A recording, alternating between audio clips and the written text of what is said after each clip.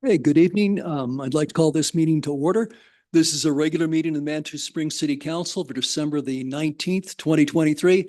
It's the last meeting of the year. So we're going to close out the year. I think we've had a productive year. I think it's been a good year. So let's go out in style tonight. Okay. If you'll join me in the Pledge of Allegiance.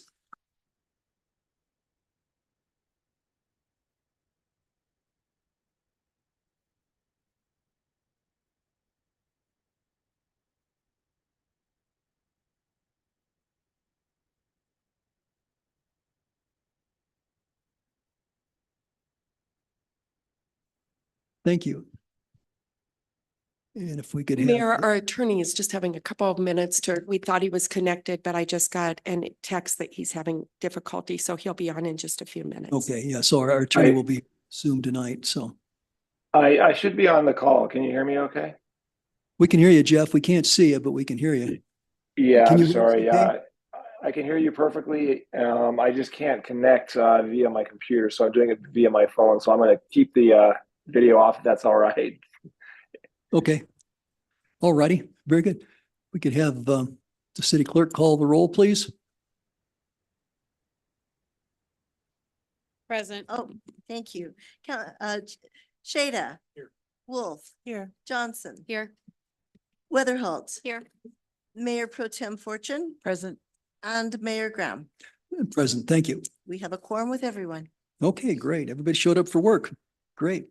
Okay, so our next item of business is approval of the agenda. Council, you've had a chance to review the agenda. I would look for a motion to approve. I move to approve the agenda. Thank you, Councilor Chandler. Do we have a second? A tie vote here between, I guess it's Julie. Okay. Thank you. Okay, so with no further ado, let's go ahead and vote.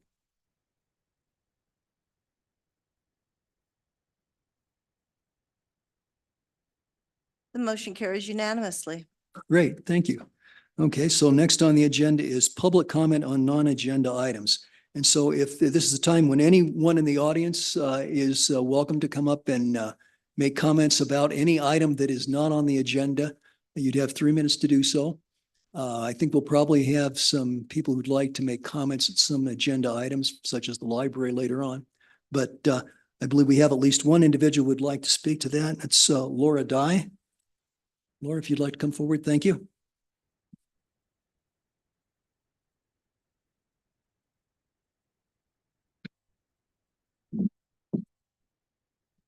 Good evening. My name is Laura Dye. My address is 40 Grand Avenue in Manitou Springs, and I'd like to discuss the noise ordinance since the city council passes that.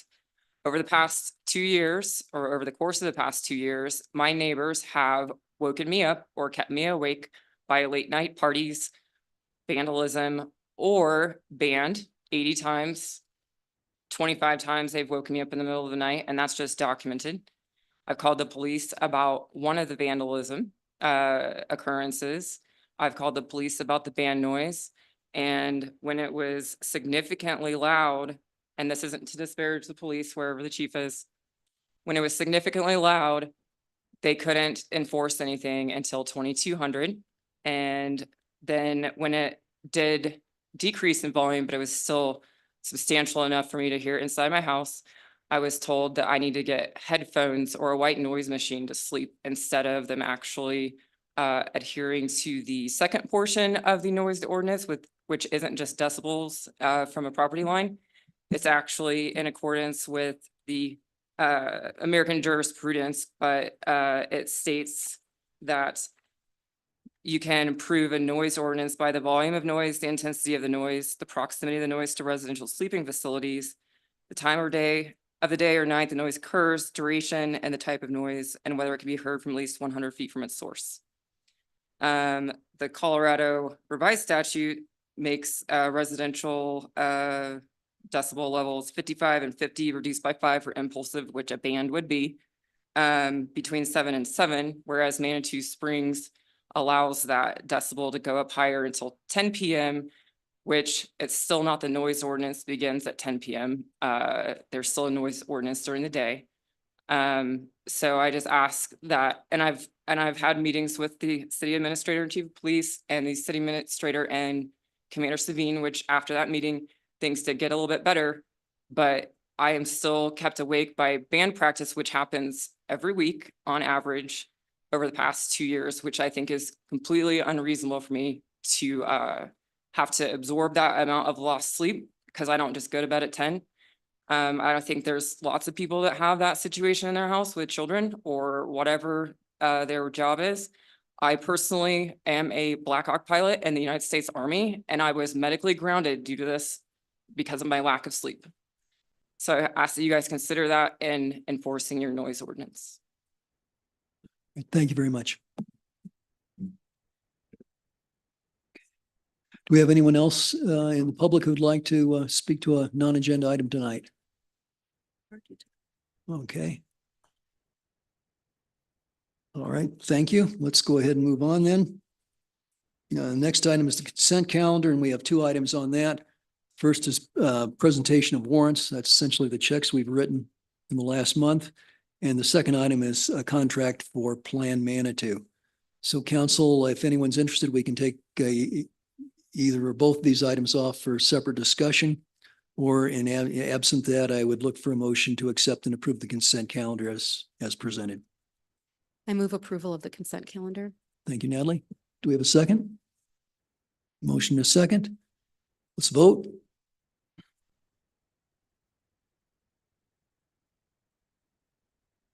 The motion carries unanimously. Great, thank you. Very good. Next item, item G1, appointment of Carrie Storm to the Pikes Peak Area Council of Governments Citizens Advisory Committee. And Carrie had contacted me yesterday. She's been sick, so she won't be able to be here tonight. Council, I think you've had a chance to review her resume and her letter of interest. This is the Citizens Advisory Committee, which vets items that come before the Board of Directors for the Pikes Peak Area Council of Governments. It's important that Manitou Springs have representation on this so that we have a voice in regional affairs. Council, what's your pleasure? Nancy? I move to approve Carrie Storm to the Pikes Peak Area Council of Government Citizens Advisory Committee. Thank you. Do we have a second? I will second. I think she's a highly qualified candidate and we'd be lucky to have her. Okay, thank you. Any further discussion? If not, let's vote. The motion carries unanimously. Okay, great. Thank you. And Carrie, if you're out there in TV land, thank you. We appreciate your stepping forward. Very good. Next item is appointment of Sue Presti to the Mobility and Parking Board. And Sue is here tonight. Council, we've had also a chance to review her credentials in the packet. I imagine Sue would answer questions if anyone has questions. What's council's pleasure? Okay, we have motion by Councilman Shada for approval. We have a second. I have a second. Okay, we have a second by Councilor Wolf. Any further discussion? Let's vote. The motion carries unanimously. Great, super. Thank you, Sue. Sue, would you like to do you have any comments for council? We appreciate your stepping up and volunteering and doing this. Don't say something that'll make us change our mind. Is that a warning that I shouldn't speak? Susan Presti, 114 Cave Avenue. I just want to thank you all. I'm excited about this opportunity. I think the MAP board has a great amount to contribute to the next few years as we move into some new structures around our mobility. And I'm very excited about the direction they're taking. So I'm looking forward to this opportunity to contribute in a different way to the city. Great. Thank you very much, Susan. Any comments from council? Okay, great. Thanks. Let's move on then. Next item is public hearing on the water treatment plant and water and sanitary improvements on Midland Avenue. Denise? Yeah, I'll just kick this off as they come up and do the presentation. You had a first hearing of this a couple of months ago, and after that hearing, I had a conversation with GMS and they said, now Denise, remember you only get one-time forgiveness. And so I took a step back and said, we need to increase this loan amount because if we can have half of it forgiven, that's a huge impact for our ratepayers. So we went back and looked at several projects that needed to be done, and we've added those to this. The other thing, of course, once we go through this loan application, then I'll be looking for other grants and other things, but this gives us the money to do match money. So hopefully we'll be able to even get that down lower over time. So with that, I'll turn it over to GMS. Thank you. Thank you. Good evening, council. I'm Roger Sams with GMS Consulting Engineers. Mr. Sams, if you could kind of get about 3 inches from the microphone, Okay, that would be good. is Just that- you're that being, little- this is being recorded and it's being broadcast I'm to, afraid it's gonna fall off the top shelf here. but- sorry, well, Okay, maybe that's better. I think this, as Denise explained, there's kind of a revisit to this thing that you looked at 3 months ago. Jason Meyer explained that to you at that point, and I'm here to talk a little bit about the additions and where we are today. We have published a separate notice of this hearing or this meeting, public presentation. All of these things are a precedent requirement for qualifying for the funding through the Drinking Water Revolving Fund, and now one of the things we're adding through the Water Pollution Control Revolving Fund. One of the things we need to do is document that we have had a reasonable showing of the public here and heard our presentation and have given them the opportunity to comment. So we have a roster of attendants that I think a number of you have already signed here on the table near the entrance. If you would please assure that you have signed that before you leave, we would certainly appreciate that very much, because that is an item we have to present to the state as part of our application and qualification package. I will go through a few slides here, talk a little bit about this, and then when we get down to the end, we can show you kind of what this does that Denise just mentioned about financing. The primary purpose is to do some improvements to the water treatment system. And you've heard about this before. We haven't changed that, but that remains the priority in this funding project. That facility is 40 years old, plus or minus. The staff has taken very good care of it. It still performs reasonably well, but it requires a lot of TLC day to day. And so I think there are a number of things there that, after being used for 40 years, require some attention. Over the years, they've done that kind of work fairly well. There has been a limited amount of automation in that facility since it was built 40 years ago. We thought that we were doing really the state of the art, and we were back then, but that's not the case today. The city staff has maintained people to help with as things have gone, as they've gone along, but yet we're going to make significant upgrades to some of the automation there, help them improve the efficiency, and continue to provide quality water for your citizens. Some of the work on the interior of the plant has already been done by staff and limited contractors. We will continue that work there under the scope of this project. One of the things that has been added since this was presented to you 3 months ago is to deal with the wastewater ponds up there. This is the wastewater that results from treatment of your potable water. The sediment and those things that come out of that, we just leave in those ponds, and they've been there for many years. So we're at this point now where those need to be removed. There's one pond that, when it gets up to a very high level, shows signs of seepage to the embankment. So we plan to line it and give that some attention. Another thing that's been added is to recoat and do some limited repairs to the water storage tank up here on Mesa Avenue. There has been a number of inspections that have identified deficiencies in conditions of that. We don't think they're terribly serious, but yet they require attention in the very short term. So basically, some of those repairs, coating on the inside and out, and some minor piping modifications there that will change the way that thing operates from when it was originally constructed back in 1964. Come on. Go ahead. Okay. Let's back up. There we go. The French Creek diversion requires a little bit of attention too. your operators need to go there at least on a daily basis to confirm that everything is operating the way they intend to. There are some hazardous walkways and access ways there that need some attention to prevent some unfortunate accidents should they ever occur. There's some part of the process there. It can stand some improvement as well. We're planning to give that some attention. And then there's some seepage through what we call the forebay, the little dam across French Creek there has got some areas where the water bypasses that concrete wall. So we're going to give that some attention. There's some water chemistry things that we believe would enhance the ability for the city to deliver quality water, and that will be implemented up here as well. Also looking to improve the security of this facility because maybe not 100% of your water supply, but a vast majority of it comes through that little pond right there. So we need to improve the security of that area.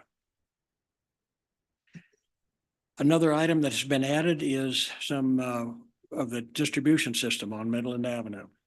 That has been added to the project as well. And you have, I think, recently approved a consultant to prepare the construction documents for that. In the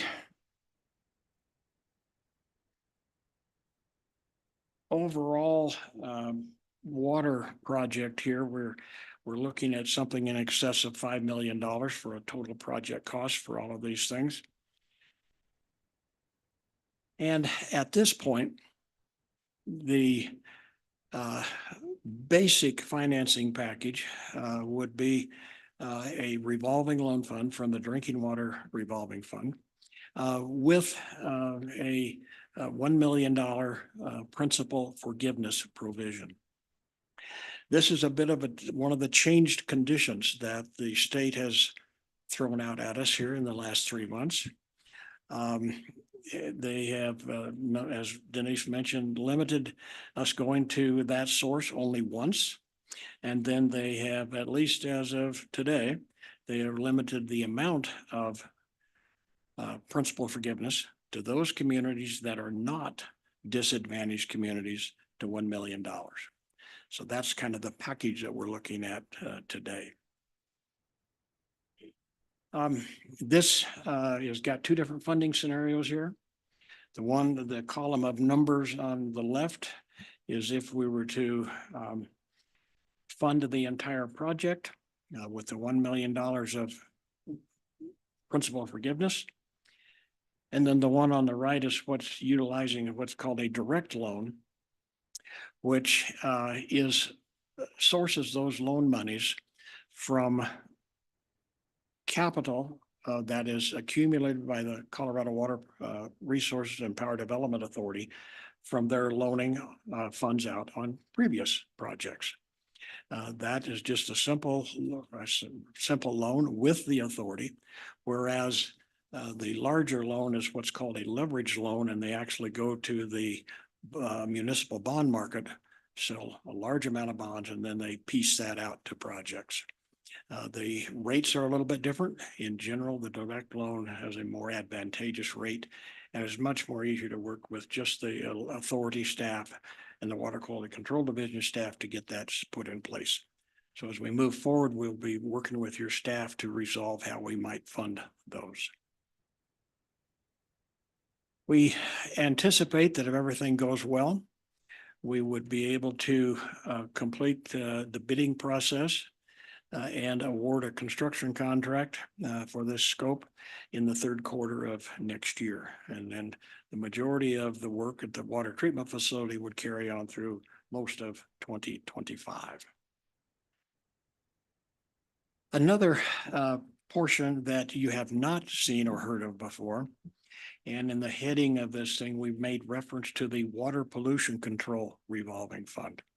In the prior meeting, that was not part of our project proposal, but by adding the water distribution system on Midland Avenue, it would seem to make good physical sense and technical sense and community benefit to also renew the wastewater collection system in the same area that we'd be tearing up the street to put in a new water main.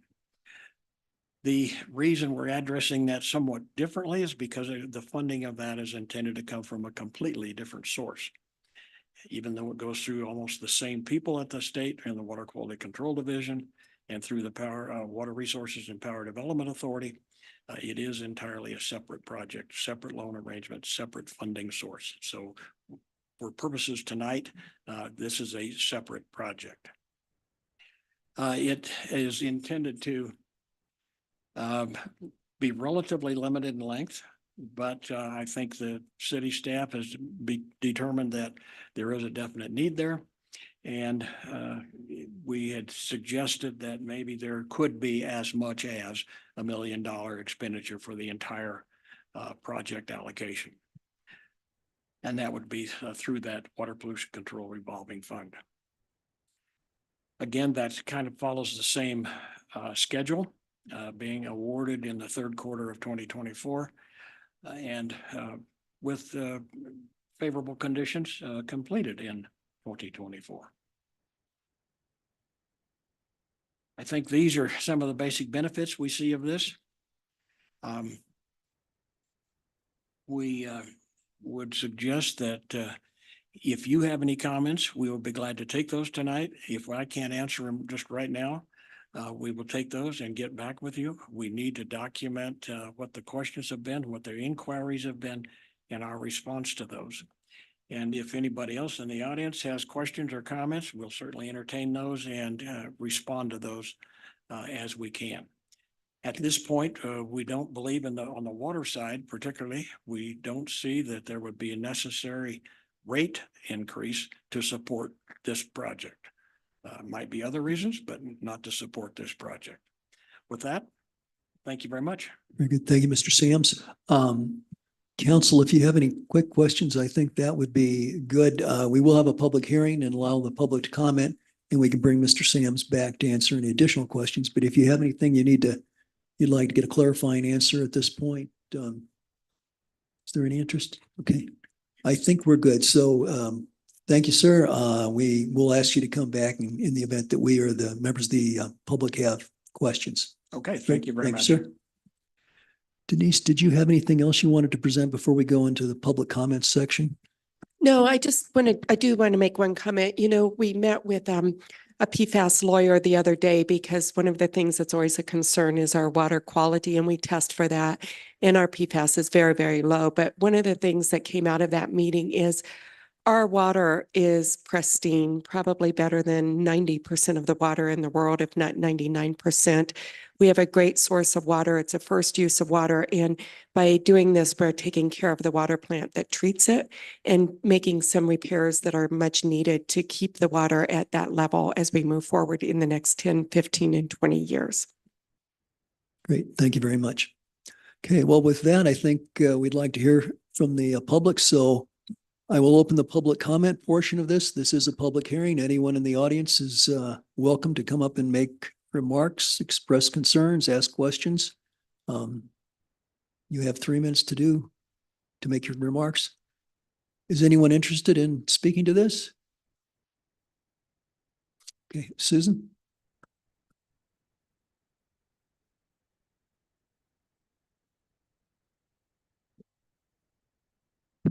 Susan Presti, 114 Cave Avenue.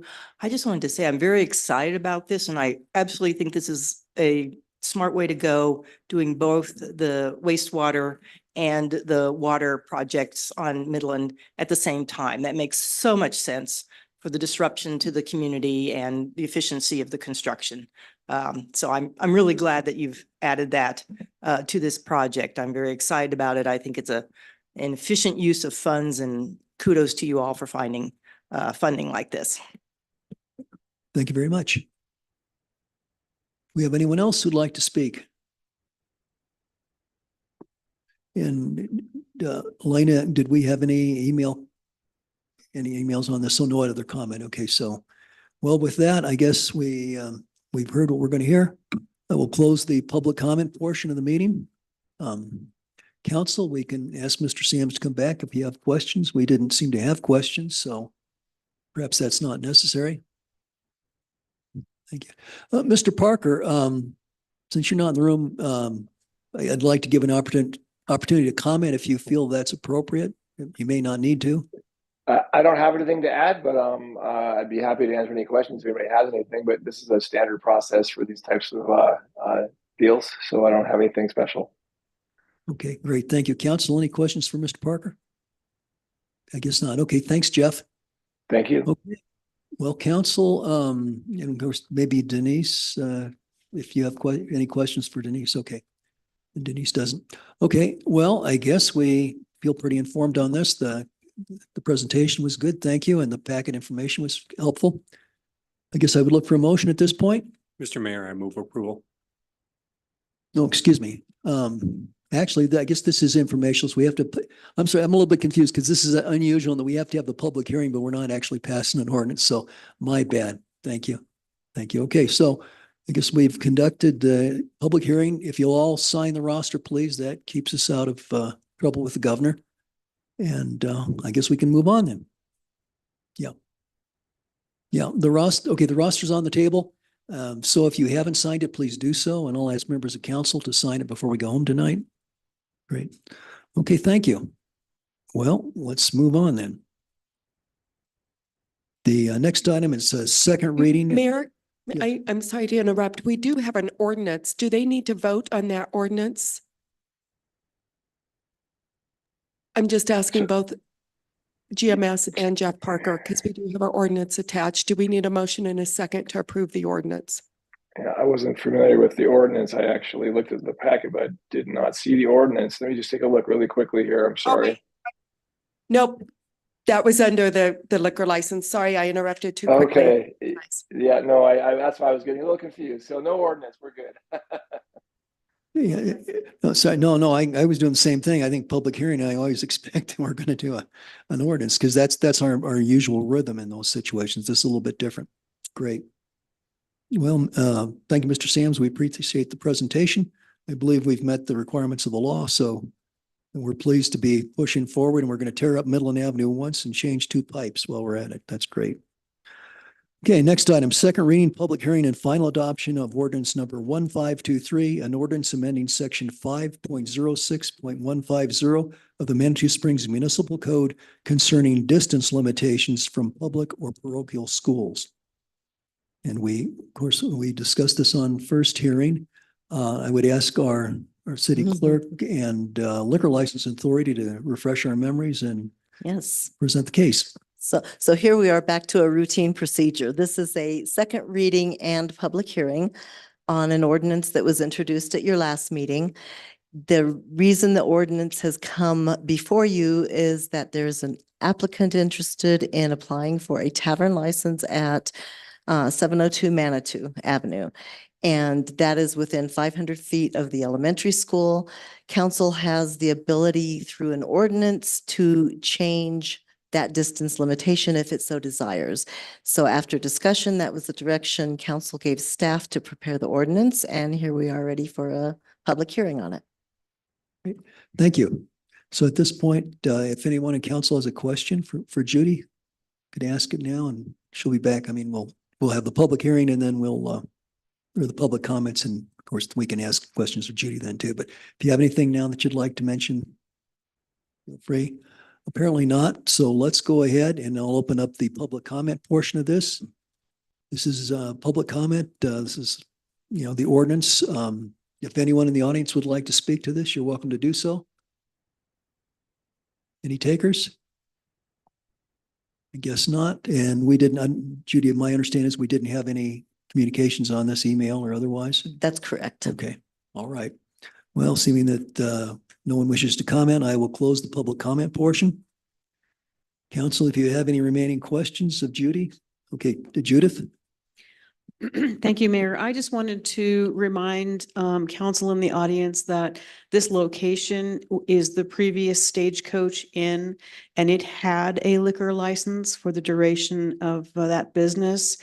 And the new owner thought when they were purchasing that property that the liquor license came with the property, and it does not. So just wanted to remind that there have not been, to my knowledge, any previous problems with the previous liquor license. So I feel comfortable with approving this ordinance.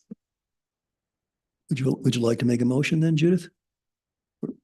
Michelle, I see. Okay, you have comments? Or I move that we approve ordinance number 1523, an ordinance amending section 5.06.150 of the Manitou Springs Municipal Code concerning distance limitations from public or parochial schools. And I will second. It's seconded by Counselor Chandler. Any further discussion? Let's vote.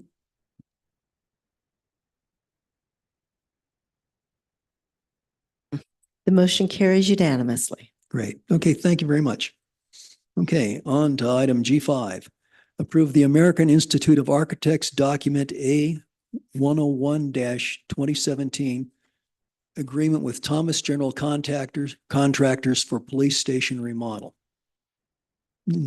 Denise, are you going to? Mayor, I'll do a quick introduction and then I'll have Katie and Aaron present.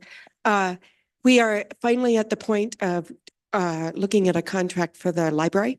I do want to mention this started in 2016. I know it started before that. Right now, we're talking police station. Oh, why am I so bad to today's agenda? I'm sorry. It's the So we'll holidays. just turn it, it's the holidays. So we'll turn it over to Katie for the police station. I apologize.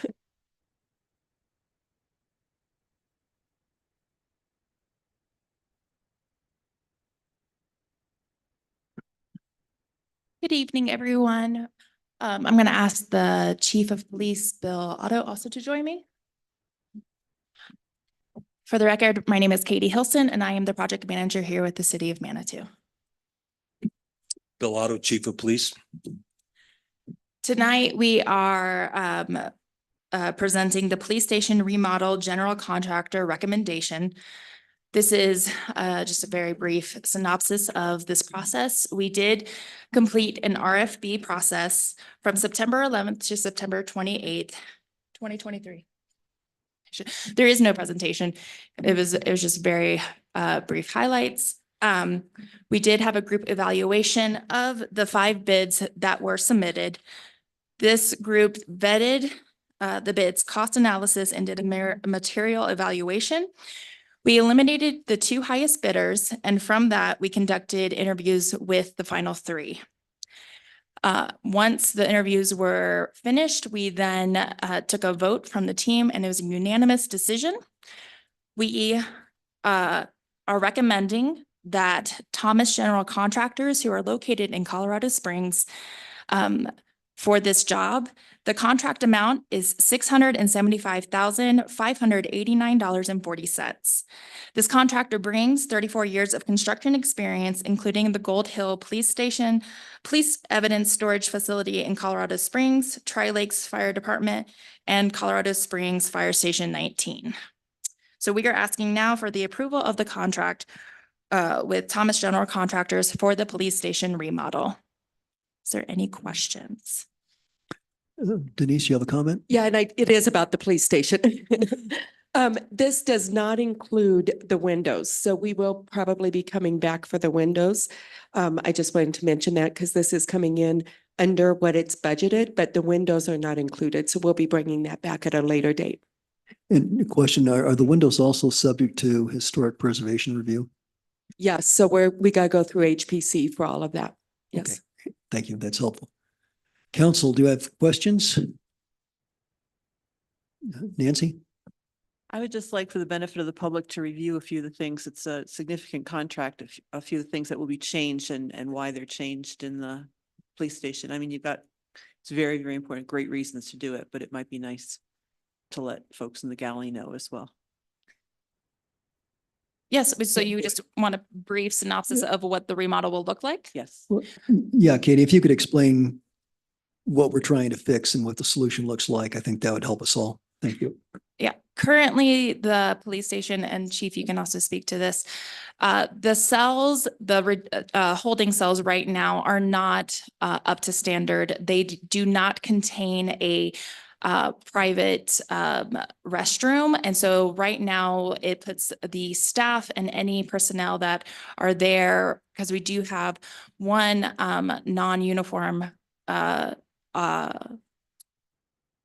one and a half non-uniform personnel in the station, and they, when someone comes in for holding, because it's just a temporary holding, if they have to use the restroom, they have to then be escorted from the cell to the restroom that's right next to it. And this also means that the other two cells that are currently in the police station are not able to be used. Would you like to speak? Just what Katie's said, I'll just add a little bit more to it. The restroom situation, I think I've talked before about, unsafe, unsanitary. Like Katie said, we have staff that use that, visitors and people in custody. It takes generally 2 officers to monitor someone while they're in the restroom. And it's right in an area where general business of the day is going on. It's not a good situation for the restroom. We also are looking to meet ADA compliance by lowering the outside window that is in the lobby so that we are in full compliance inside and outside. So. Thank you. Julie? What did it mean when you said the other 2 cells can't be used? Currently, right now, they are being used for a firearm storage and a evidence locker of sorts. They are not in use due to their proximity. They are further down the hall. And so to be in the safest way possible right now, they're operating with the 1 cell that is located directly next to the current restroom. So we put more than 1 person in the holding cell? No. So we only have 1 holding cell. The other 2 are filled with stuff.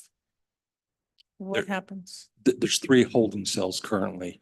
1 is in use. The other 2, like Katie said, 1 is used as a temporary or evidence facility. Right. The 3rd one is we use it as an arms room because it's enclosed in steel and the locking mechanisms will let us use it for that.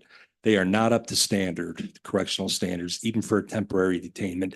That's why, and I believe it was Chief Bryster when he was here who shut those down. They were not up to compliance. We couldn't put people in them. So right now, when I was just told that we only can have 1 person in the good cell at a time, what happens if you have 2 people to hold?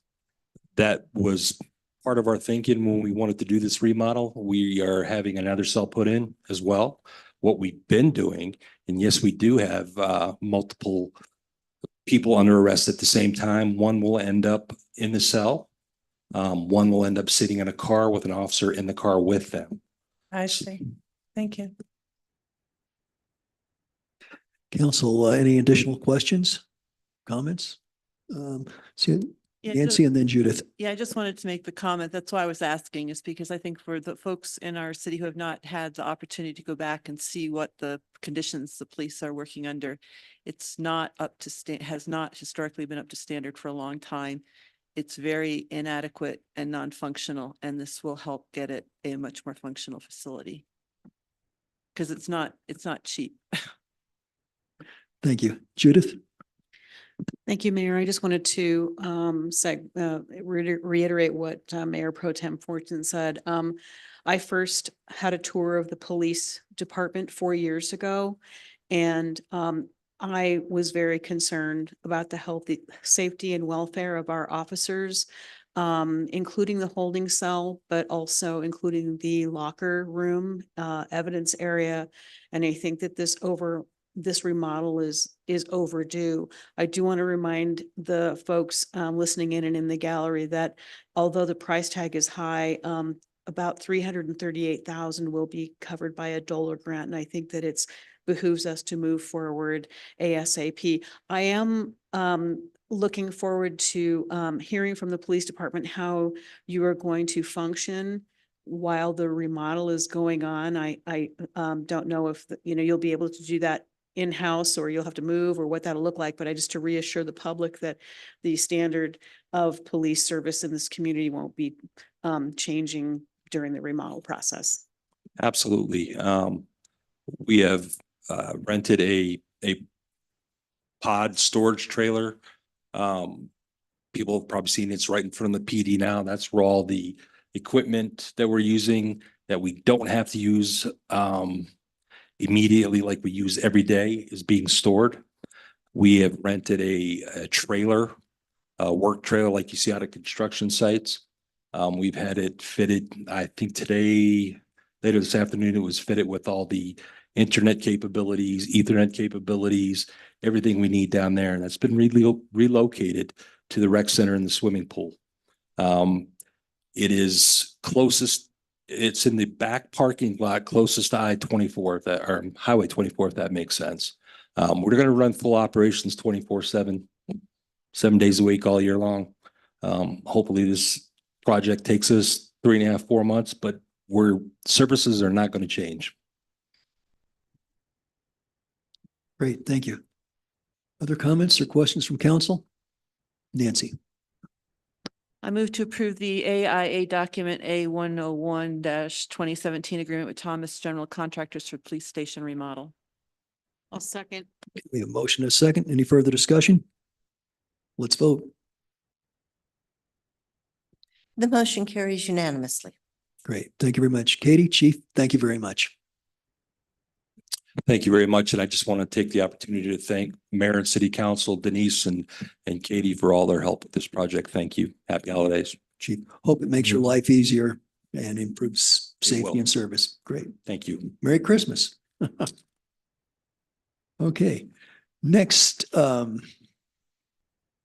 approve the American Institute of Architects document A101-2017 agreement with Frazen Pittman for the Carnegie Library Construction Project. Okay. Mayor, can I introduce this one now? Absolutely, absolutely. We've been waiting for a long I've time. been way ahead myself tonight, so I apologize for that. I just want to mention that this has been since 2016 that we've been working on this. The Thorpe design came in and then we took a little step back and then we got to the point that we got the final approval. I do want to recognize several people who have helped with this and I'd like for them to stand. That's, let's see, Linda Moreland is here, Rob is here, Laura is here, Craig and Judith are here. Brandy has helped some with this. So if all of you could please stand, I'd like to just recognize them for all their hard work and what they've done to make this project to get to where we are today. They've done a lot and a lot of fundraising and a lot of time and energy has been put into this. So I'd like to thank them for all of that. With that, I will turn it over to Katie, who will be managing this project as we move forward along with Aaron. We'll be doing 3 contracts tonight. We'll be doing the general contractor, we'll be doing the architect, and then we'll be doing the owner's representatives. So they'll be going through each of those. Yes, thank you, Denise. Again, I'm Katie Hilson and I am Erin Ringsred, planner and landscape architect for the city of Manitou Springs. And like Denise said, we are first going over the Carnegie Library General Contractor Recommendation. So, just like with the police station, we went through an RFP process. This process started September 11th and went through November 28th. The selection committee consisted of city staff and also outside personnel, including representative from Pikes Peak Library District. You can see the full group on the screen. The RFP evaluation results, there was 4 companies that submitted bids.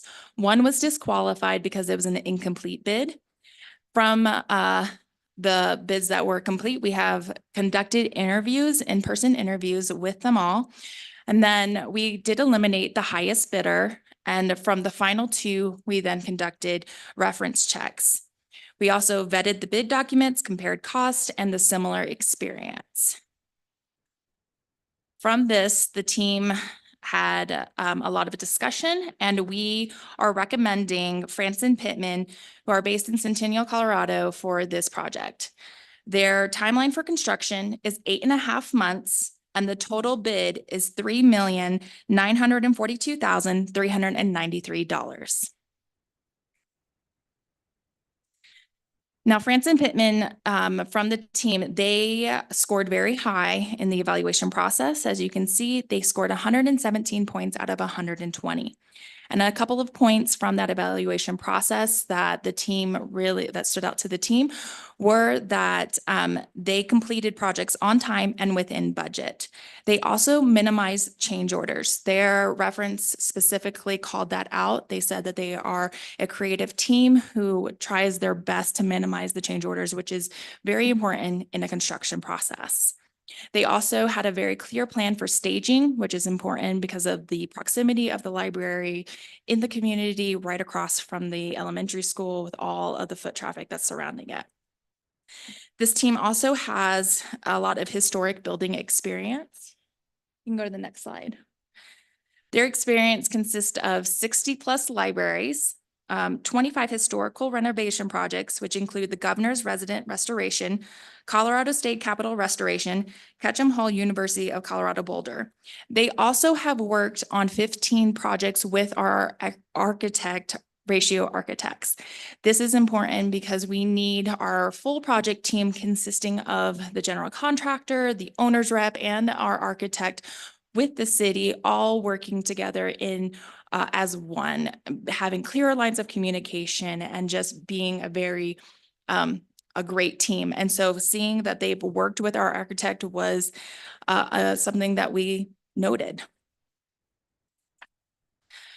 Before we move on, though, we do need to go over some things. The biggest thing being that we have conducted another risk assessment report. We wanted to bring this information to council for full transparency.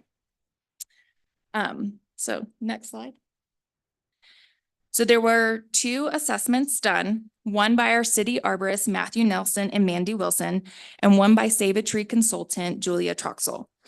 These were blind assessments that I did on purpose. I wanted neither of the arborists to be in contact with one another, so their assessment would not be influenced by one another because I needed clear results from both of them. The trees that were assessed, as you can see in the diagram, the ones that are in X's, those are the ones that were presented to council in March of 2023. The other ones that are highlighted in the color are the ones from this assessment. A and E in the green are silver maples. B, C, and D in the blue are ponderosa pines on the west side of the property. Next slide. These are just showing you pictures of the ponderosa pines on the west side of the property. There's D, B, and C are kind of close. So in those 2 pictures, we just gave you different vantage points. Next slide. And then these are the 2 silver maples. One is on the west side of the property. One is on the east side of the property. Why did we do a new risk assessment? So like I said, the first one was done in March of 2023. At this point, we did not have complete construction drawings. That means there was an unknown limit of disturbance. Then in August of 2023, the construction drawings went through regional, and then we had the accurate drawings to base limit of disturbance on. So, next slide. Yep. So this next couple of slides, they are going to kind of give you a high level synopsis of the report. I'm going to go through tree by tree. So on the east side, maple, which was in the diagram noted as E, it is currently in fair condition. It will have significant root loss with the construction. It is located right next to the sidewalk on the east side of the property. The critical root zone is 27 feet and the limit of disturbance is 5 feet from the trunk. Due to the construction and the roots being affected, this increases the chance of loss. So please note that. Next. The west side silver maple. This is also currently in fair condition. There is root loss expected. Its critical root zone is 34 feet and limit of disturbance is 14 feet from the trunk. Due to construction and the roots being affected, this also increases the chance of this being lost. Please note this tree, especially this is one of two trees that I'm calling specifically out. This tree is a ponderosa pine. It is currently in good condition. However, there is a significant lean present with the tree. You can see this tree is in the middle of the ones pictured, and you can see that lean. There is root loss expected, and the tree is at high risk of destabilization, which increases the property damage and poses a safety concern. Okay, next slide. The next pine tree that we were talking about is C. This one is also in good condition. It also has root loss that is possible. Critical root zone is 15 feet and the limit disturbance is 7 feet from the trunk. And again, due to construction and the roots being affected, this increases the chance of loss. And finally, the west side pine, as labeled D, is currently in good condition. This is the second tree I would like to call out for significance. This one also, as pictured, you can see it has a significant lean present with the tree. This tree is leaning, this is on the far side of the property, closest to the school. There's a sidewalk on the other side of that wall, and then it also is leaning towards the patio of that adjacent property. The limit of disturbance from this tree is 10 feet, and the critical root zone is 20 feet. So we have come up with, based off of this report, 2 options to present to you guys. Option number 1, we have a tree protection zone in place. We have made everyone who is a part of this project aware of this. It consists of having construction fencing, protecting the trees surrounding the construction site. We will also monitor trees closely during and post-construction. But option number 1 would be no removal of trees, just monitoring them. Monitoring them and then removal if deemed necessary. And then option number 2, which is the one that staff recommends, due to the safety concerns with people possibly getting injured and the possible property damage, we are recommending the removal of ponderosa pine B and D as shown in the diagram. This is, we feel like, the safest way forward to reduce liability for the city, and also just being mindful of the proximity of where these trees are located, what is surrounding it, wanting to protect the citizens as well as the city. And then with the other 3 trees, we will still have the tree protection zone up, and we will monitor the remaining 3 trees that we called out here tonight closely during and post-construction, and only remove them if deemed necessary. So, okay, next slide. We are excited to say that we are currently at 95% being funded. This is fantastic because it means that we have enough funds to begin this project while we are still submitting for grants and continuing our fundraising efforts to build our contingency. So this next slide is just a brief overview of where we are standing at financially. The total budget we have is $4,758,195. This total project cost is at $4,529,873. And this leaves us with project reserves of $228,322. And as Denise said, this has been a joint effort of the community and city staff, and these numbers include funds spent since 2016 including the Thorpe design. So we are now asking for the approval of the contract for Franson Pittman as our general contractor so we can move forward on the approval of Ratio and Archaic. So. Okay, thank you. Council, questions? Nancy? I thought I heard you said that we're 95% funded, and is that because you want a bigger reserve? It's not clear from the slide why. Yes, we are looking to have a little bit bigger of contingency just based on the size of this project. A little bit more contingency is always a good idea. But technically, the project is 100% funded. Technically so, yes. Thank you. Thank you. Natalie? I just had a question. So just to confirm, we are not voting on the options regarding the trees tonight. Well, I think we probably need to give some direction on those two options. It's sort of bundled together. So I guess my proposal would be, council, we could talk about, do we want option one or option two, do that separately, and then, accept the contract. Because really, how we do the trees, I think, is really, it's minutia in terms of the contract. Contract is really get the building started and built.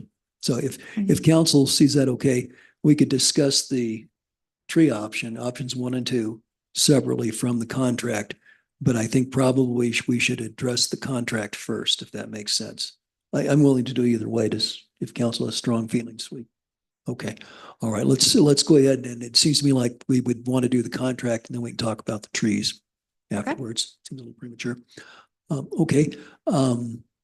Council, we can certainly ask some questions here. I think I know we have some people in the audience who would like to make comments.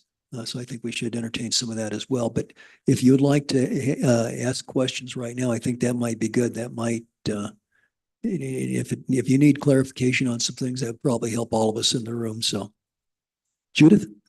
Yeah, I just have one quick question on the financial overview slide. Does the total project cost include all 3 of the contracts that are on the agenda tonight?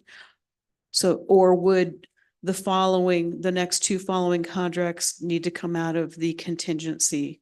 Or are they included? That they are included. So the total project amount includes both our take and ratios. Thank you. Denise? They also include a few things that we know we're going to have our archaeologist and a few things like that. So that is all included in the price. So what we gave to you tonight is all inclusive, except for those things that we don't know about. Okay, other questions or comments from council at this time? Okay, well, what I might suggest then is let's go ahead and let the public speak to this. They might also raise some questions, and then we'll ask the ladies to come back and field any questions that we have or the public has. That'd be great. Okay, thank you very much. Okay, so with that, I know we have at least one individual who had asked to speak, Rob Dannon. He filled out the form. I know we've got several others. So Rob, why don't we go ahead and start with you? Okay, so this will be basically the same format that we use for public comment. You'd have 3 minutes. We need you to start with your name and address.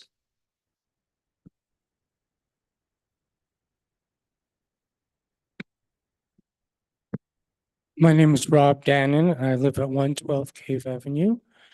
Thank you, Mayor and council members, for giving me this opportunity to read my statement about the forthcoming contracts or agreements, and to Denise for her overexuberance tonight in getting this taken care of. So I'll just go ahead and read my statement, if I may. I know that we all must realize, both for historic and iconic reasons, that City Council is at a critical juncture in their approval of the agreements before them, meaning the 3 contracts that you've been discussing.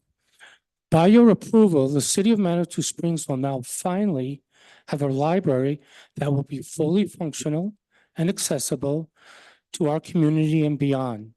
Not only that, but the city park that the Carnegie Library sits on will also become ADA accessible, where it has not been before. So we may think of this as a 2-for-1 benefit to those citizens and patrons who deserve these accommodations. With your approval of these agreements, the city and its community members can now begin the next chapter, and there is pun intended there, in having our Carnegie Library up and running for all those who enter its doors and for future generations. A great deal of appreciation needs to be extended to City Council, who have been supportive both financially as well as through the approval process so far, along with city administration and staff, as well as those involved through grassroots efforts. Now is the time to bring these next set of approvals to completion in order to allow construction to begin towards the expansion and renewal of a beloved Carnegie Library. And I want to thank you again. And just real quick, in talking about the trees, from previous discussions from a couple of years back, when our task force was involved, there was discussion, just as a reminder, and I'll leave it to council and Denise to talk about it further, about a process for planting of new indigenous trees for those that were going to be removed. So that was part of a discussion, and I believe an established process that was discussed previously. So I just wanted to share that as a reminder. Thank you. Great. Thank you, Mr. Dannon. Okay. We have a number of representatives from the fundraising committee here. We also have two gentlemen who are sort of making their first appearance relative to the library. And council, I'd like just a little bit of background. We have Pat Zukowski and Jim Romano here. And both of these gentlemen have extensive professional experience in the building trades. Pat is a retired architect. Jim has done construction management. They volunteered to step in and be a second set of eyes and to work with city staff. So I think they have some thoughts on the contracts as they're presented. So if either or both of you would like to make comments now, this would be a good time.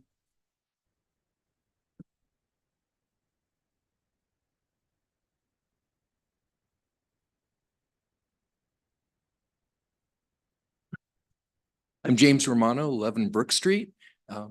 Greetings, council, and everybody else that's here from town. I'm Pat Zichkowski, and I live at 305 Via Linda Vista, and I'm pleased to be here tonight also. Gentlemen, if you would share your thoughts. Well, so I would say, first of all, I want to say for Denise, for Katie and Aaron, they welcomed us in here. A couple of strangers kind of dropped into their lap, but they opened up to us and they let us just have a look at things and kind of add a number of comments through all aspects of these various contracts, not just the construction, the general contractor itself, but also the architects and the owner's representative. And so from my perspective, you know, what I saw is that they really worked hard to get the best project for the city and really to refine the process and get the best possible outcome. So from my perspective, I'm really happy with what I've seen and just really look forward to seeing this start and get this library to where it needs to be for the future. I would just add that I've worked on a lot of public projects in my lifetime, and for 6,000 square feet, this is one of the most complex projects I ever looked at. There is so much going on in terms of coordination and complexity of historic and the earthwork and everything that has to do with the site. So I would also like to compliment the staff on the excellent job they did. And what Jim and I did was we kind of sat around and talked about our experience in terms of the scope of work of this project. And I'm talking about the scope of work of the architect and the owner's rep and the contractor. And we wanted to make sure, since this is the first time that you've incorporated an owner's rep in the project, that the scope of work was clearly defined. And from our experience, we could say, well, yeah, we think the contractor should do that, the architect should do this, and the owner's rep should do that. And we were trying to make sure there wasn't any overlap of services so that you wouldn't be paying for things twice. So that was kind of our goal. And I think, like I said, the staff did a great job in kind of orchestrating that and then negotiating with the various representatives of those firms in the final contracts. Great. Thank you very much. Okay. We appreciate it. I guess, council, if you have any questions for these gentlemen, we have experts here and they're volunteers, so it doesn't cost anything for us to get smarter. Any questions? Any comments? Nancy? I actually have a question for staff, and looking at the people who are on the selection committee, it used to be, and I guess it was only an informal policy, that on contracts of this type, we would have a citizen, at least one citizen rep on the selection committee. And I was wondering if that is ever implemented and what criteria it is now implemented.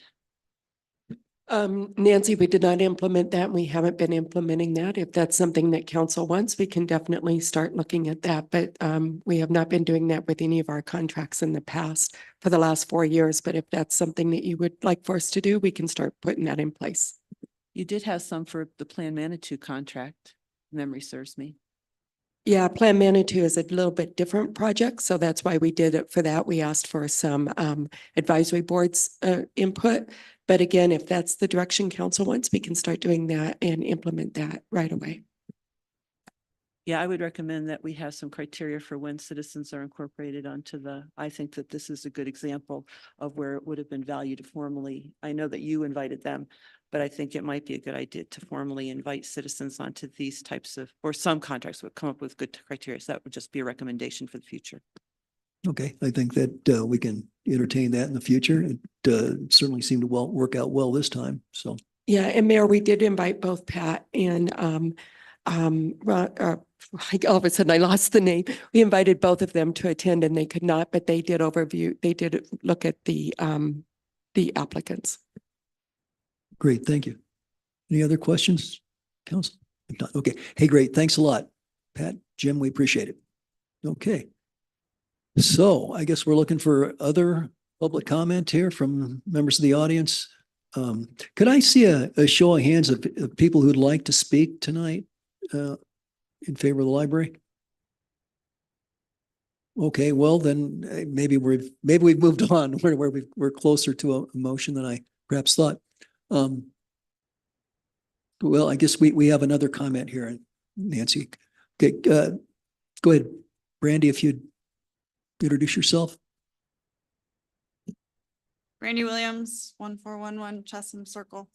I was drafted. Can you get about 3 inches from the microphone? Hello. Hey, Yeah, that's better. Good. I can hear myself now. Good evening. My name is Brandy Williams and I was involuntarily drafted to help on the fundraising committee. And really, I'm just standing up here to thank Craig and Judy for hosting us meeting after meeting, cookies after cookies. It was a great group. And I think just having the synergy of that group to sit down and say, we're going to do a $4 million lift, and everybody look at each other and go, how are we going to do that? That's the beauty of Manitou. It just happened. So here we are. I appreciate your willingness to let me help out. Thanks, Denise. Thanks, Sean, and congratulations. And I look forward to an 8.5-month construction. I think that's aggressive, but I would love to be proven wrong and have it come in on time. Thank you. Great, thank you. Great. Yes, sir.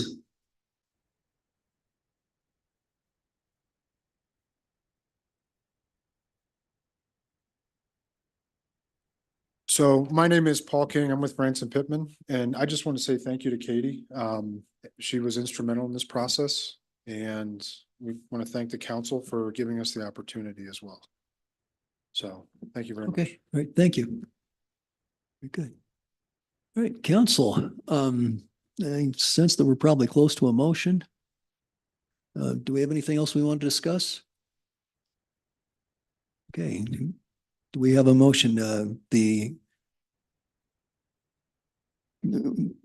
Yeah, go ahead, Nancy, please.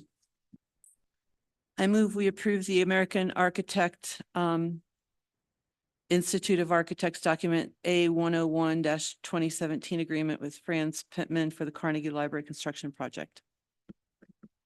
Second. Okay, we have a motion and a second. Any further discussion? Let's vote. The motion carries unanimously. Great, thank you very much. Okay, and we have, okay. It's a bit anticlimactic because we still have a couple of other contracts and we have to figure out what to do with trees. But if you can hang in there, we'll take care of that and then we should be ready for a little break. So maybe we can, socialize just a bit. So, okay, the next piece of business, I think, is we need to decide whether we want to do option 1 or option 2 to give direction to staff.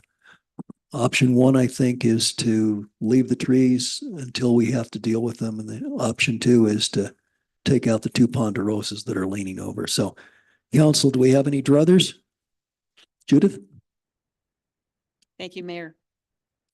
I'll give you my rationale for why I recommend we go with option one. First of all, these trees have been there for a very long time and they've been leaning for a very, very long time. They're currently both in good condition. And the proximity to the construction site would increase them to only a moderate risk. I want to say that I'm so impressed with the city planner on this. I was just over the moon when you did another assessment and you did a blind assessment and that is deeply appreciated. You also have a very robust tree protection plan in place. And to address Rob Dannon's comment, City Council passed in 2023 the Land Use Development Code, which clearly defines in the code if a tree is removed, the criteria for replacement. So if those trees needed to come out, but I think that if we keep them in place, keep an eye on them, we're going to know in very short order. I think we're going to know immediately if they need to come out. And if they do need to come out, I do trust the process. But I think given the condition of the trees, the location and the risk level, I would be comfortable with supporting option one. Okay, thank you. Nancy, I believe you had comments? Oh, I didn't. Okay. Anyone else?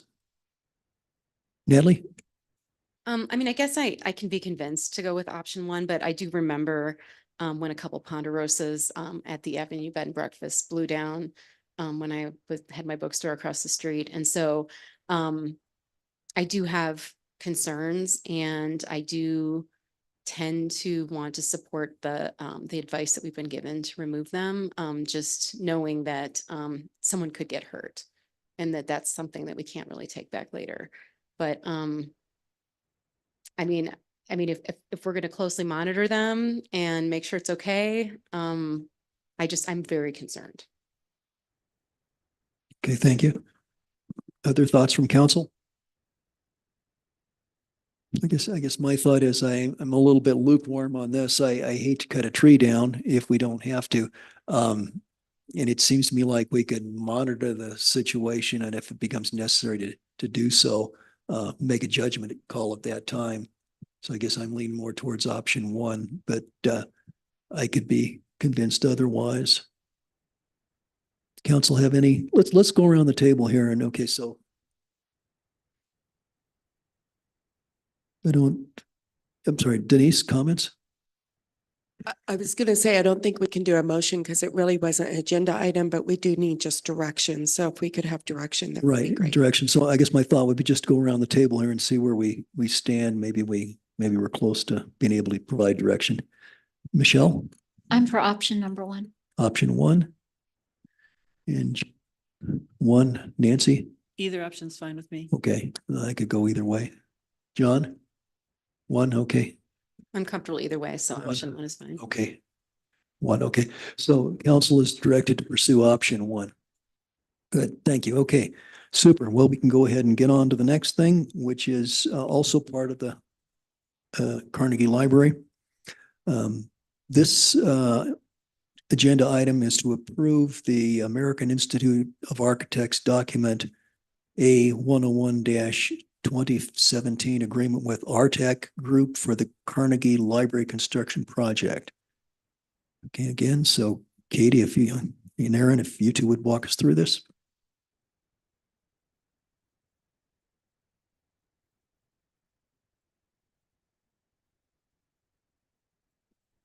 Thank you. Erin Ringsred for the record.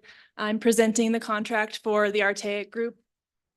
Just to add a little bit to what Katie said earlier, as part of our due diligence for reviewing the contracts for Artec, Ratio, and the general contractor, we created a matrix where we identified who was doing what and making sure that there was no unnecessary overlap between the different groups.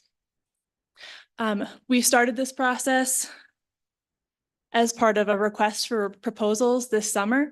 As part of that process, we received 3 different proposals. One was disqualified for not meeting the requirements of the submittal.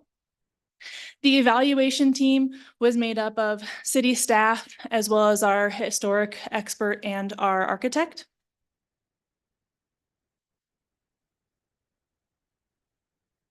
Who's your historic expert? Sharice. And she is a resident also.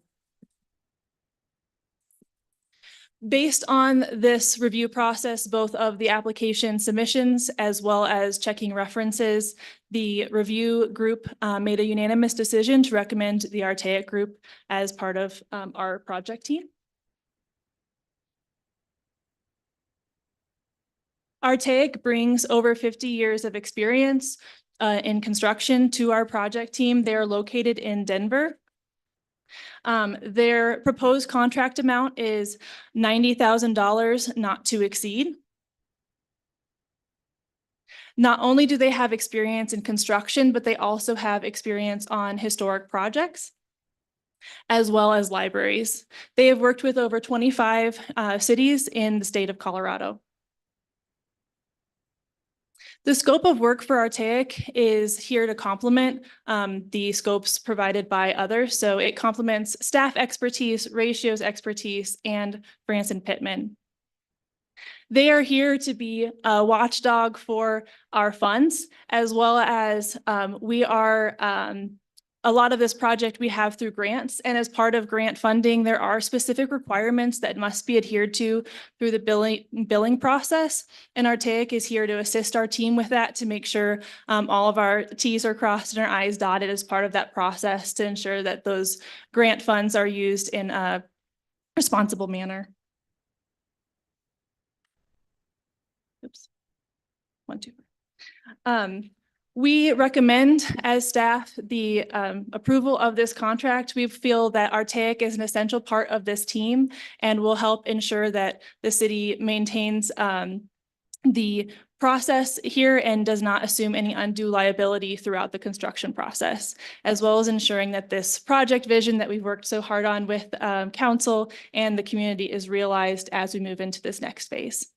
Thank you. Great, thank you. Council, questions, comments? Judith?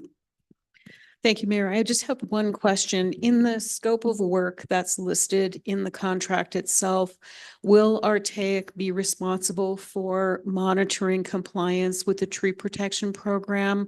Because obviously, if we go with option 1, we need to keep an eagle eye on those trees. I didn't see that in the line item. Could you address that? Part of Artaic's role in terms, and when I spoke to liability, is ensuring that any comments from city staff that are received are communicated to the contractor in a correct manner, so that it is enforceable under the code requirements and the legalese that goes into these contracts. So yes, that is part of their role, amongst other expertises that they would help communicate to the contractor, would be for our city arborist. And Matthew has stated that he is also going to have his eyes on that project every day, making sure that that tree protection is in place. And if he notices anything out of place, he can communicate that immediately to Artaic, and that would be communicated to the general contractor in the appropriate channels. Thank you. Okay. Other comments from council? Okay, I guess since we've already got the contract, I think probably I would nonetheless see if there's any interest in the audience, if anybody would like to speak to this. Any public comment? We've already approved the contractor, but if anybody'd like to speak to it, I guess not. Okay, council, we may be pretty close to a motion, but if you have other questions, we can certainly continue to pursue that. Mayor, I have one quick comment, if you don't mind. Oh, absolutely, Jeff.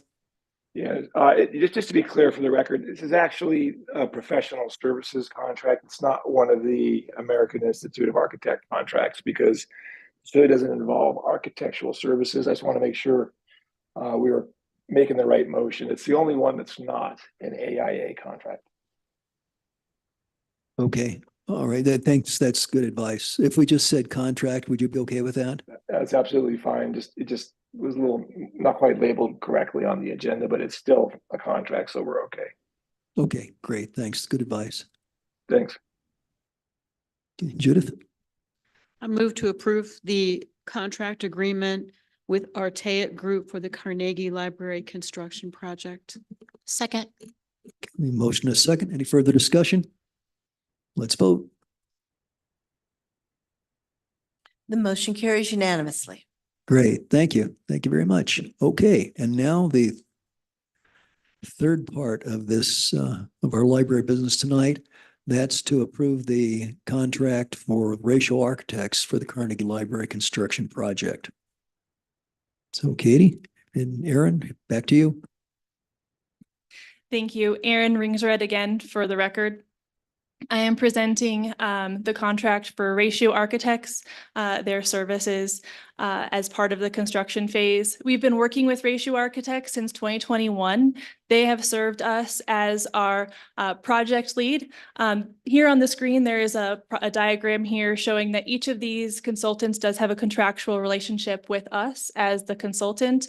However, communication will be freely flowing between them, with the city included on all correspondences to Ratio and the owner's reps, that we are in the loop on any conversations that are made, but reducing the points of, or the touch points before it gets to Ratio, so that we can ensure all questions or submittals are addressed in a timely manner. Ratio Architects has served as our project lead. They have also are providing their experience in architecture and landscape architecture. They are supported by also a team of experts in structural, mechanical, civil, electrical, and IT engineering. This proposed contract covers their scope of services for construction, as well as that of their subconsultants. The proposed scope of services would begin on February 1st of 2024. The contract amount would be $95,197, not to exceed. The services on this contract correspond with industry standards. Ratio is an essential part of this team in order to maintain the appropriate liability assumed by the city. They are the authors of this document, so they are the ones that are ensuring that everything that is done according to those plans. Again, these plans have been rigorously vetted by council, staff, and the community to make sure they represent our vision. We have also worked with Ratio to balance on-site versus virtual meetings so that we can be efficient with their time as well as the budget for this project. They will also be on site to help with site walks throughout milestones throughout the project, as well as final punch and final walks, and an 11-month walk warranty. Many of the products that are specified in these documents do have warranties as well through the construction contract. So it is with staff's recommendation that we approve the contract with Ratio Architects. We feel that they are also an essential part of our project team. They bring a specialized set of experiences that can help us ensure that this project is a success, not just at the end of construction, but for years to come. Thank you. Thank you very much. Council, questions? Comments? We may be pretty close to a motion then. I would move then that we approve the American Institute of Architects document A-101, 2017, the agreement with Ratio Architects for the Carnegie Library construction project. Second. Seconded by Councilor Johnson. A question? Are we allowed to say that about the American Institute of Architects document, since the attorney just said it's not an American Institute of Architects document? Does it matter? Yeah. This is for the architects, so we do use that one. Okay. I believe Jeff said that it was just the other contract. Oh, that pardon. where Yeah, AI that's did it. correct. Okay, That so was the last one, sorry. Is my motion acceptable? Jeff? Jeff, I had mentioned American Institute of Architects, so I believe that's okay, but before we go any further. Yeah, no, that is totally fine. Sorry, I got stuck on mute there for a second. Made the motion and Natalie seconded. And certainly any further discussion, council? Okay, let's vote. The motion carries unanimously. Great. Council, congratulations. Okay, so we've crossed all the Ts and dotted all the Is. I was hoping to take a break at 7:30. We can take it 5 minutes early. We've done a lot of good work. So let's celebrate a little bit, 15-minute break.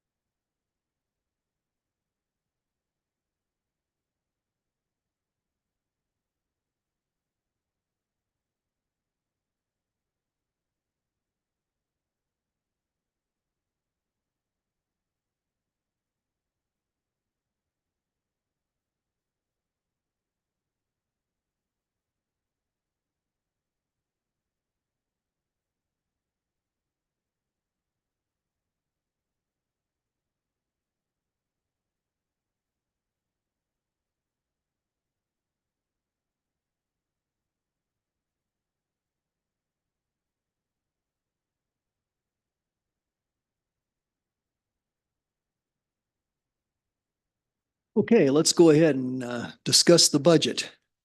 So tonight, our next topic here is second reading and final adoption of ordinance number 1423, an ordinance adopting the annual budget and appropriating funds for fiscal year 2024 and amending the annual budget for fiscal year 2023. And of course, we have our finance director, Becca Davis here. Becca? Good evening. It's Rebecca Davis, Finance Director for the City of Manitou Springs. First, I do need to say that we will need a public hearing for this. I didn't put it in the title because we had a public hearing at the first reading, but after consultation with the city clerk, she has recommended we also have a public hearing at this reading too. Okay, so the budget before you is the same as the one that was at the first reading on December 5th, except that the real property tax has been reduced, the revenue has been reduced by $115,899 to make it flat to the 2023 real property tax, which was $925,441. And this was done at the request of City Council. It was part of it was a change made through the first reading. So in January, I will be bringing a resolution to you for approval of the mill levy, in which I will be doing a temporary mill levy reduction. And what I will be doing is decreasing the mill levy for the general fund as close as possible to make it to that 925,441. I don't know if it'll be exactly to the dollar, but I bet you I could make it very, very close. So in the meantime, the general fund with the unassigned fund balance is forecasted in this budget to be $5,383,400. And I have to say, this is a very healthy fund balance, and that is per the Government Finance Officers Association. So it's not just my opinion. This is a budget that any finance director will tell you has a very good unassigned fund balance. And I'm not going to get into a lot of details about this because you've seen this multiple times now, but I will be happy to answer any questions you may have. And that's my presentation. Great. Thank you, Becca. So we'll open up to questions from council. As Becca said, we've looked at this pretty closely, and we appreciate your explaining the mill levy adjustment that we'll anticipate in January. Julie? I think I know the answer to this, but I want to check. So if we end up spending more than originally planned from the Parking and Enterprise Fund for bus service, that wouldn't require any amendment to the budget itself, would it? Well, so we're talking about in 2024, if this one item is higher than anticipated per the budgeted account line. As long as there are other account lines that are less than what has been budgeted to offset that cost, no amendments required. So in other words, does that mean we're passing not only the budget for the general reserve fund, but we're also passing a budget specifically on how the enterprise fund, the mobility and parking enterprise fund is allowed to spend their money? Yes. Okay, thank you. Other comments, questions? It may be that we're close to a motion then. Anyone care to make a motion? I move approval. Oh, excuse me, I'm sorry. Oh, Yes. yeah, public hearing. Oh, yeah, I'm sorry. Okay, well, then let's open it up to public comment. Any member of the public is welcome to make comments on the budget. Pressure's on. And Judy and Lane, I don't think we received anything from the public. Okay, so let that be noted. Going once, going twice, going three times. Public comment is closed. I renew my motion to approve. Okay, thank you, Mr. Shada. Do we have a second? Second. Well, we have 2 seconds. Okay, we'll give Natalie the credit on that one. Thank you. Or Michelle. Okay, give Michelle credit for that one. Okay, if there's no further questions or comments, let's vote.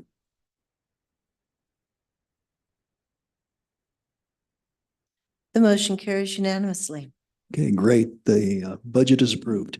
Thank you. Okay, thank you, Becca. I bet you're relieved. It's a huge chunk of work, so thank everybody who helped make this thing come together. Yeah, I think it's I think it's credit to city staff, and I think to the community in general. We not only do we have a good coherent budget, but you can get there in a couple clicks on a computer. You can go down and see, if you're a member of the public, you can see how Manitou Springs allocates its money and how we spend it. And there's, I believe, a 17-page policy statement in there as to how we handle money. So that I would hope anyone who has concerns about the way public money is handled, they can go there and see how it's done in Manitou Springs at least. So good job. Thank you. Okay, that brings us to council correspondence. Does anyone have anything? Julie? Yes, I mentioned this to Denise briefly during the break, but I also wanted to bring it up publicly. Just because it's so serious. But there were some people on somewhere in Crystal Hills, and I forget the street name, that experienced sewage backup in their homes when the city replaced the sewer line on their road. And 2 of the 3 homeowners were unable to get any reimbursement for their costs to clean up from the city. One person told me she was given $19,000 from the city, but it cost her $45,000 to fix all the sewage. You can imagine how disgusting. So as we proceed here with wanting to replace the sewer lines on Midland, I just wanted to be sure that we do everything we can to prevent that from happening on Midland. And also perhaps, and I don't know if this is prudent or not, but at least to consider maybe if the city should notify the residents in advance and let them know if they're interested in springing for the money to pay themselves to have their sewer line cameraed. That way, if there is a big problem later, they'll be able to prove to the city that it was the city's fault that they ended up with sewage all over their house, and that it wasn't just because they happened to have, some problem with their sewer line. So I just wanted to put that out there as something to consider before we start working on Midland. Okay, I think that's probably a good idea. A good idea. Okay. Anything else? Okay. All righty. Well, let's go to the city administrator's report. I really don't have anything except just want to recognize staff with the snowstorms that have been happening and how well they've done with cleaning the roads and the sidewalks, et cetera. They work around the clock, 24 hours around the clock. They get a couple of hour break during their 12-hour shifts. And it's a long day. So I just want to recognize them for always serving the residents and the community. Thank you. That's a good point. Very good. Great. Okay. Well, we have 2 additional pieces of business tonight. Both would fall under an executive session. So let me go ahead and read those and I'll seek a motion for an executive session. The first is an executive session pursuant to the City of Manitou Springs Charter 5.1B, purchase or sale of property for public purpose.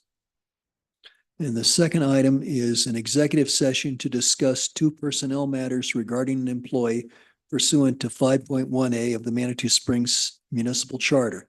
The executive session concerns the annual performance reviews of the Chief of Police and Finance Director. Do I have a motion to go into executive session? I move we go into executive session. Thank you. And a second? Okay, motion is second. Let's vote.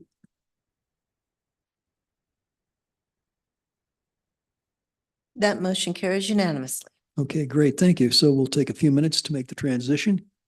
And once we're ready, we'll convene in executive session.